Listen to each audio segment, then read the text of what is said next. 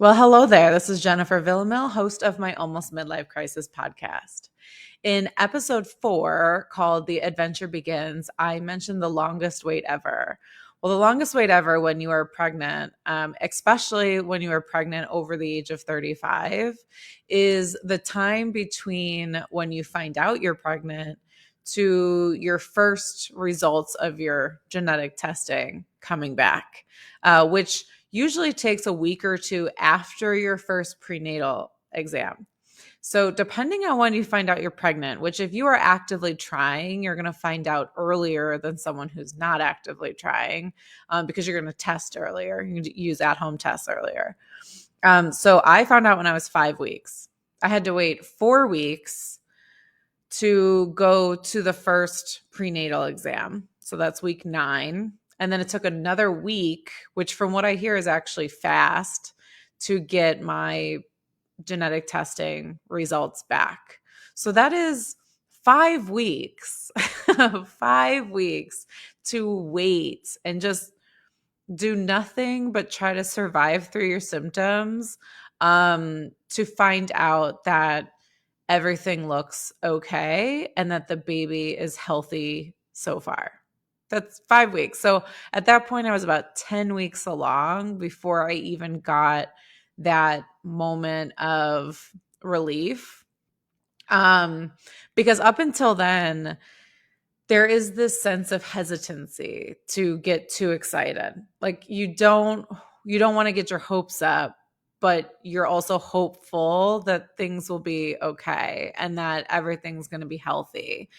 And especially if not only if you're over 35, I mean, this is really true for all mothers to be, I think, but especially if you're more considered a high risk pregnancy, which over 35 is, that hesitancy is very real. And then if you add on top of that, if you've had any issues leading up to that, getting pregnant, whether that be a failed attempt before, whether that be it took you a long time to conceive, maybe you started taking supplements, maybe you've done IVF rounds, maybe you have had a miscarriage, or like me, you've had a chemical pregnancy before.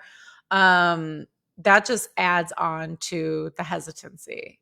And what's hard about the hesitancy of early pregnancy is, first of all, you have to make life changes when you feel really unsure that it's going to work out anyway. Like it's almost like I was so scared that no matter what I did, something would go wrong just because I waited too long to try getting pregnant,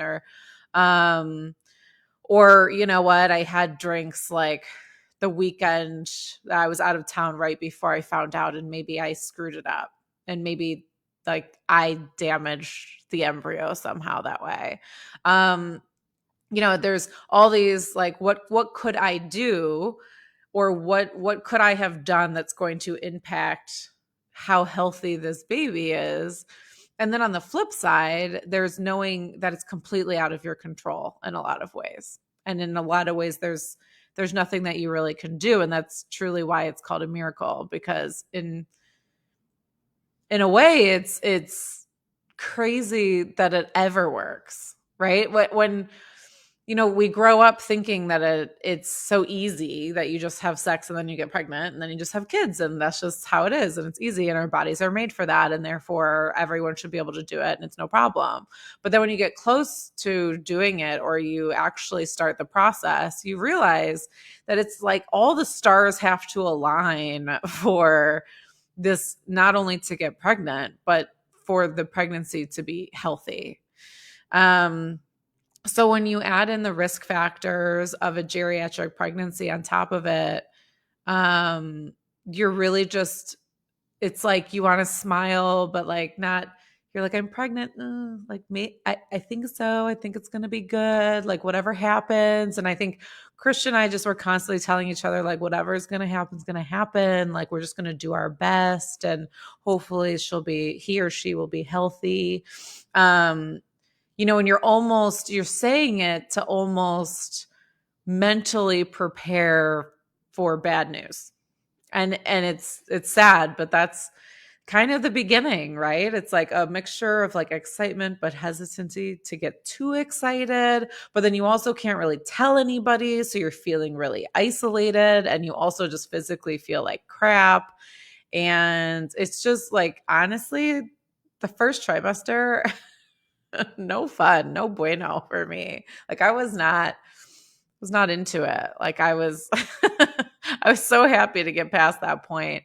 And then like immediately following getting good news from the genetic testing. Like when we went to the doctor, it immediately felt better. Felt it took a huge jump forward, especially when I asked the doctor like I know, what's now my potential rate of miscarriage. And she's like, well, before walking in the door, you were at 30%, and now you're at about 5%. She goes, and as long as the genetic tests come back good, and everything looks okay, then you're at a 1%. And so going from a 30 to a 5%, there's still 5% chance, but I felt so much better. And then the second we got those positive genetic results, it was like this weight was lifted off my shoulders and I could finally be happy that I was pregnant. I could finally fully get excited. So what was that moment for you? Curious, like, did you feel it right away? Were you hesitant longer? Would love to hear your story. So leave a comment or direct message me. You could email me at my almost midlife crisis at gmail.com. And I would love to hear your story and kind of share in that. So we'll talk soon. Bye.